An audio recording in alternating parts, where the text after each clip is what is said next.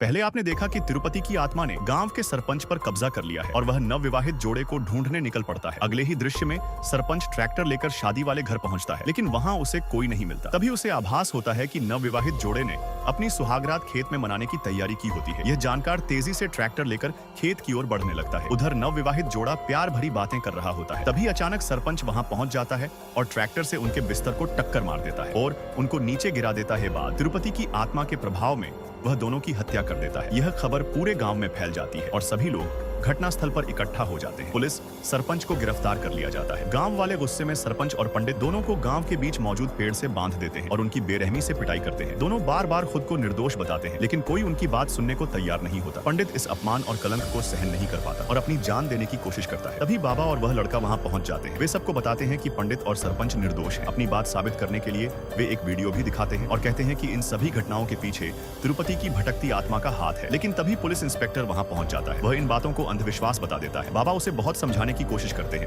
लेकिन वह उनकी एक भी बात नहीं सुनता। अपनी बात साबित करने के लिए इंस्पेक्टर फैसला करता है कि वह रात भर तिरुपति की कब्र के पास टेंट लगाकर रहेगा। रात होते ही वह तिरुपति की कब्र के पास डेरा डाल देता है। यह देखकर तिरुपति की आत्मा क्रोधित हो उठती है। अचानक वहां अजीब घटनाएं घटने लगती हैं और कुछ ही देर बाद तिरुपति की आत्मा इंस्पेक्टर को घसीट के मौत के घाट उतार दे।